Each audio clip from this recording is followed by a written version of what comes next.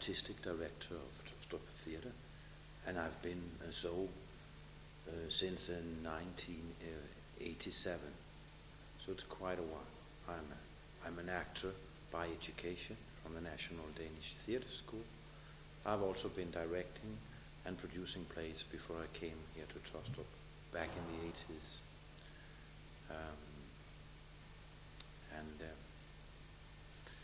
In that period, since in the last almost 25 years, there's been a large change in the area surrounding the theatre.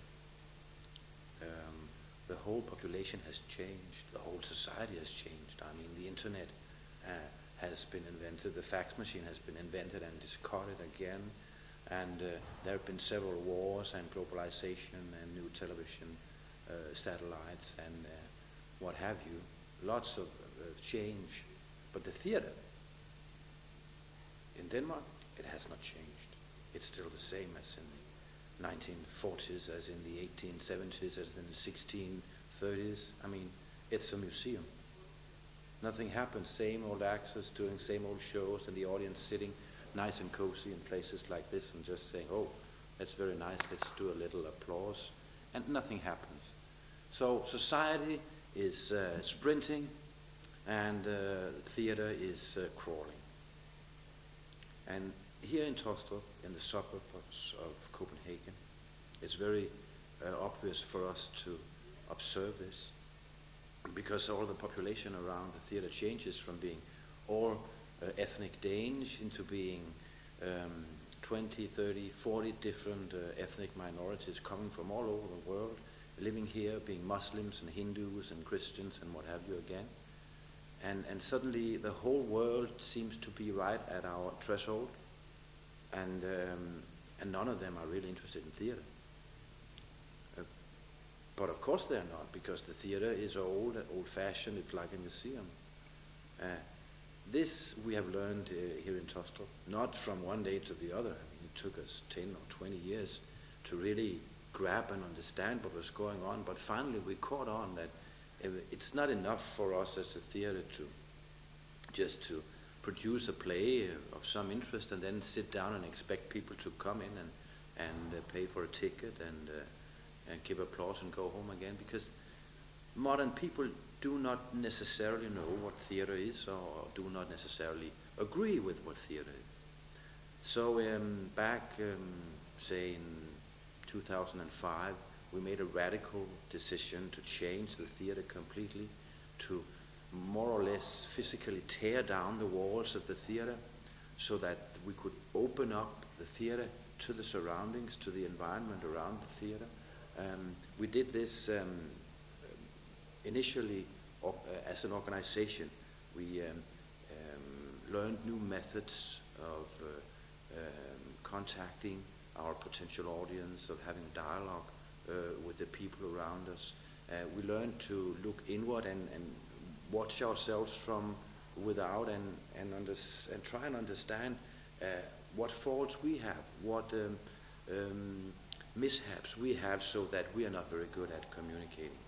We even went to England, where they're quite well skilled in the art of developing an audience and developing the theatre from being old-fashioned to being modern and globalized and international.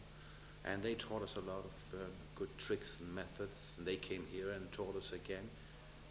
So we really sort of went back to school, the theatre people, and tried to learn to communicate with people in order to find out what the people are, what the audience can be, and through that also to find out what theatre can be, because who are we to decide what theatre is? I don't think we should decide theatre. I think the audience, the potential audience, the society around the theatre should decide what theatre is. It's not my own idea.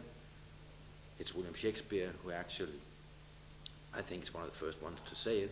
He puts it in the mouth of Prince Hamlet on the castle of Kronborg here in Denmark, in the play Hamlet, where he lets Hamlet teach the actors that if you want to do theatre, you must do something which mirrors the society, which is a mirror of what goes on in society. So actually this is basically what we did.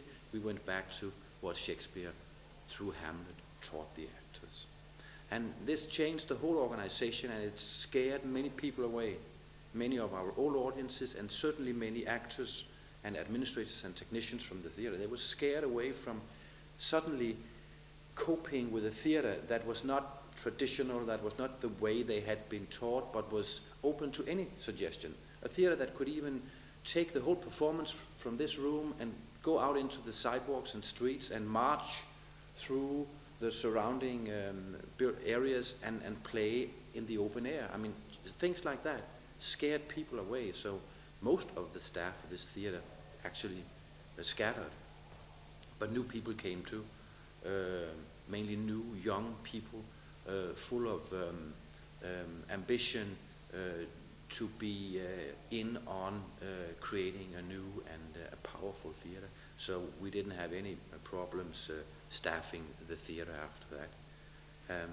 And gradually through the years we got a good hold of the audience, and suddenly the plays we wanted to produce changed. We did not any longer produce traditional plays. We wanted to do modern plays about diversity and about globalization, and about inclusion and things like that.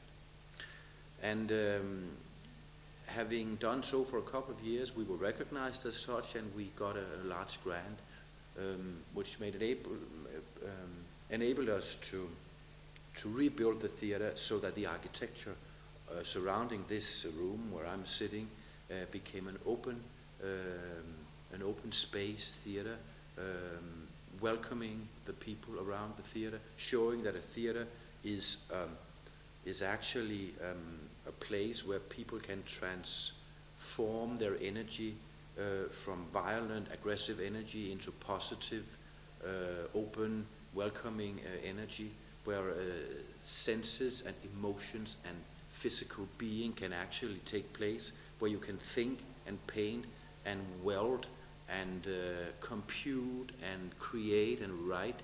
That the theater is actually one big workshop for human creation. This is what we are now showing in the architecture, as well as in the way we're organized, as well as in the way we're recruiting people into the theater. And having come this far, we also wanted to transgress the national borders, and luckily we got into contact with the ICG, Teatro, dell'Argine, and the Badac Theatre in London, and were able to join this cooperation under the EU program, where we can learn more, where we can exchange some of the knowledge that we have with our partners in Italy, Bologna, and in London, England, and where we can get a lot of experiences and ideas back.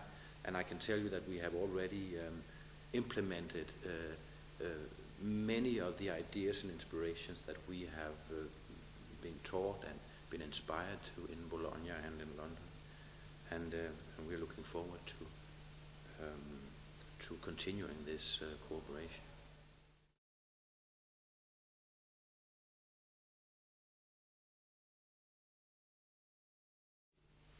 Well, starting with the Badac Theatre, it's the constant insisting on quality over quantity.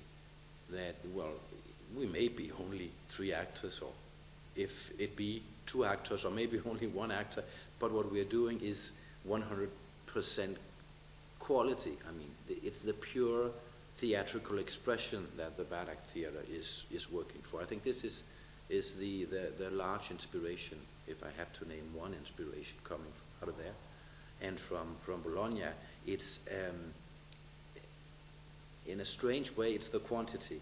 It's the ability to be able to embrace hundreds of schools, hundreds of projects, hundreds of kinds of activities, from educating people on a sort of a private basis, to educating professional actors, to actually producing plays, to having 1, 2, 3 directors working side by side, to have different rooms, different theaters working together. This whole enormous explosion of network that goes on around the San Lazzaro Theatre is very inspiring. It just shows that there is no limit as to what you can do as a theatre. And what you have to do in order to do it is, of course, to be systematical. And this we have learned in Bologna, that there are systems. For instance, the system of the jury, the youth jury that passes judgment on the different performances. This is a very interesting method.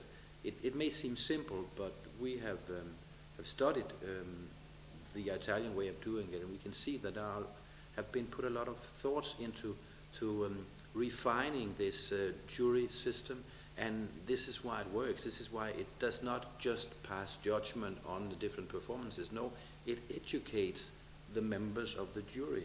It educates their friends and family and their teachers, so that theater works as a two-way communication thing, not just from stage to audience, but also it works on when a jury of young people sit down to assess the performance they have seen.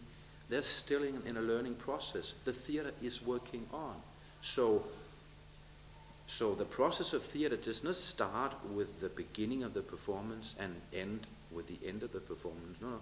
It starts long before, when you put the anticipations and the assumptions into the head of the audience, and it goes on until the performance, through the performance, and then it carries on, and there are still more things to be said and done, and more communication to be had after the performance.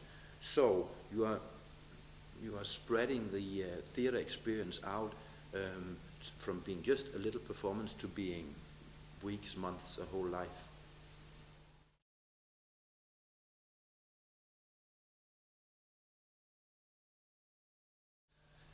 Well, to my surprise, I found out through this. I mean, we've been working on this crossing path for what, a year or something like that, 1.5 maybe.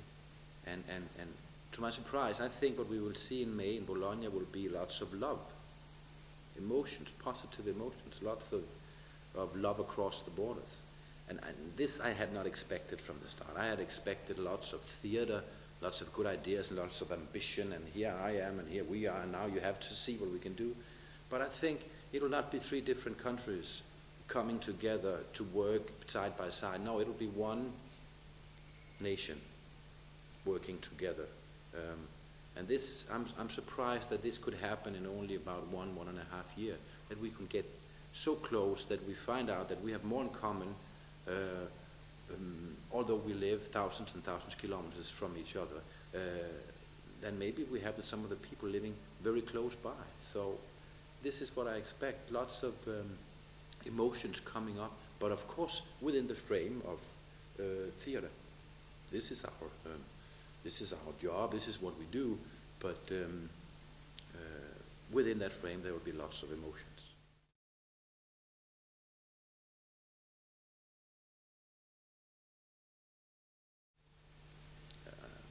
One word, human interaction. So that's 2, I'm sorry.